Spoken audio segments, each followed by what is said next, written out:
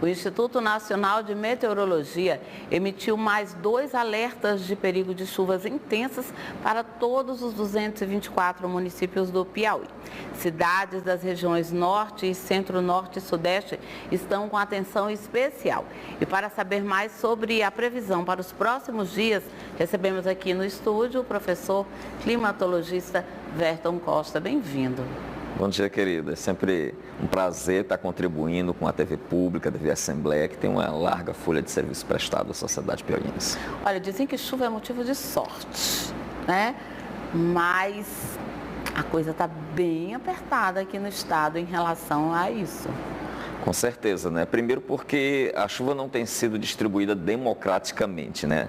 A gente fala muito em chuva, mas nós temos municípios que estão padecendo sobre uma condição de estiagem e temos municípios que estão acima da média. Quando a gente pega o estado do Piauí, que ele é muito extenso no sentido norte-sul, aqueles municípios que são vizinhos ao estado do Maranhão têm uma quantidade maior de chuva recebida. Já os municípios limítrofes com o Pernambuco e com a Bahia, a faixa do sertão, do semiárido, eles estão com um déficit. Isso faz com que crie duas realidades bastante contrastantes no mesmo estado. A bonança, né, e a falta de um ativo fundamental para o nosso calendário agrícola. Verdade. Agora, quando cria-se a bonança e a falta do ativo fundamental para o nosso calendário agrícola, também tem um agravante que tem chovido por demais e infelizmente, os nossos municípios não estão, né, preparados para essa situação de chuvas intensas e a gente vê com recorrência que todos os anos, né, os piauienses sofrem com alagamentos, né, com incidentes, acidentes, enfim. Qual que seria assim, qual seriam talvez os municípios que têm mais sofrido com isso, professor? Perfeitamente, você colocou um ponto muito importante, né? De modo geral, o Brasil não está preparado para grandes intempéries, cataclismos, desastres socionaturais. Então, quando majora um pouco a chuva, quando a chuva está um pouco acima da média, o nível de transtorno e de risco aumenta. A gente vê a tragédia ali em São Paulo, né? Trazendo aqui para a nossa realidade, nós temos alguns municípios que têm uma característica, vamos dizer assim, sui generis no período chuvoso. Independente dos volumes chuvosos, eles apresentam um certo grau de risco. E eles estão associados a bacias. Todos os municípios ribeiros, né, ao Rio Parnaíba, são de risco.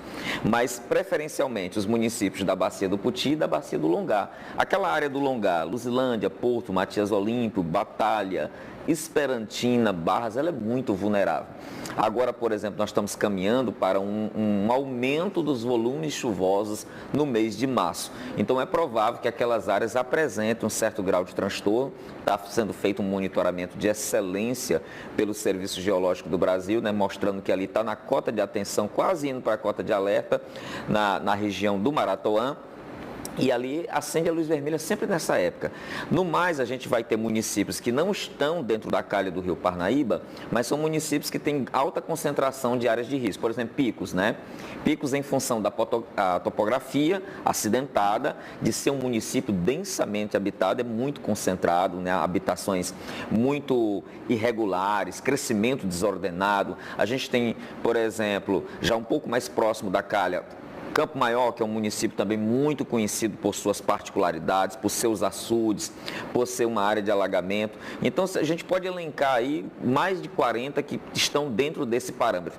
Porém, aqueles que são essencialmente, ou seja, que têm mais condições para alagamentos e transtornos com chuva, são os que estão próximos das grandes bacias. Compreendo. Agora, isso já era uma situação esperada? Eu pergunto isso porque, assim, houve um tempo em que a gente meio que sabia exatamente os meses que iam chover. Então, de repente, chovia inesperadamente num determinado momento e a gente falava, olha, isso aqui é uma chuva extemporânea, isso, aquilo, outro e tal. E hoje, parece que janeiro, fevereiro, março, abril, de vez em quando, a chuva nos pega de surpresa. E é como o senhor bem citou, né, nem as cidades do nosso país não estão, né, em grande parte preparadas para isso. Já era esperado? Você fez uma observação muito interessante, né? Poucas pessoas fazem essa observação. 30, 40 anos atrás, as estações elas eram mais redondinhas. As pessoas que têm essa memória, sabe, já sabiam os meses em que havia uma concentração de carga de chuva. Hoje, por exemplo, janeiro e fevereiro tem uma dimensão muito aleatória. Eu costumo brincar, são como notas de 30, né? São falsas. Porém, março e abril eles já são mais redondos. Então a gente tem tido muita dificuldade. A meteorologia trabalha com dados históricos de uma escala de 30 anos, trabalha com médias e os modelos, eles têm tido essa dificuldade de acertar em algumas épocas do ano. Eu costumo brincar que até os profetas da chuva, os vazanteiros, os vaqueiros, os pequenos agricultores que faziam suas experiências do tempo da vovó, também não estão acertando. Que não erravam, né? E não erravam, era a sabedoria popular, lá do chão da roça, que sempre acertava o período da chuva. De tal forma que nós podemos computar isso, a irregularidade climática, porque passa o mundo.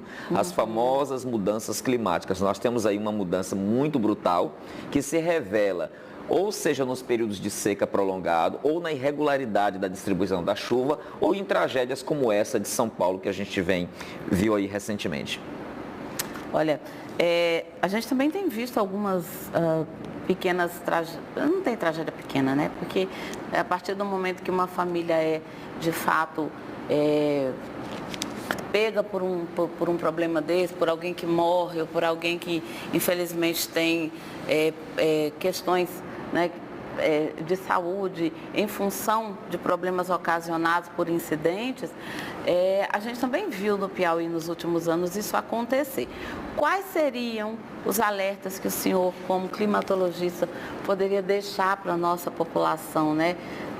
Eu sei que as pessoas vão continuar saindo, vão continuar se divertindo, estamos em pleno carnaval, mas há como se proteger, pelo menos, já que a natureza, não dá para a gente conversar com ela, né? E nós não somos climatologistas. Existem algumas frentes importantes, né? Existem responsabilidades que são da órbita do poder público, porque o poder público tem acesso ao satélite, à estação, ao radar, e tem o dever de informar, e aí a figura do alerta, né? Que é uma estratégia pedagógica para orientar, para que as pessoas tenham uma cultura de risco. A outra linha é a linha das obras infraestruturais. A gente precisa aumentar a resiliência das cidades. As cidades precisam ser confortáveis, precisam ser acolhedoras e, sobretudo, seguras. É inadmissível que pessoas morram em uma cidade por problemas de drenagem, que pessoas sejam sugadas por bueiros, por galerias, isso é inadmissível.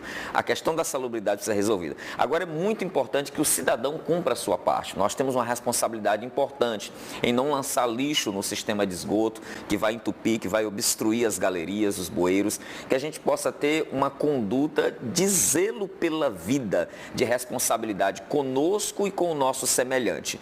E eu sou um defensor, que eu sou educador também, sou professor da Universidade Estadual, da necessidade de um programa educacional para redução de risco. Os estados, vamos dizer assim, mais desenvolvidos economicamente, como Santa Catarina, Paraná, São Paulo, tem um programa como esse. Países mais desenvolvidos como o Japão, Estados Unidos, tem. Eu acho que está na hora da gente caminhar para uma nova tomada de consciência. E é uma discussão assim que ainda vai puxar muito nos próximos dias.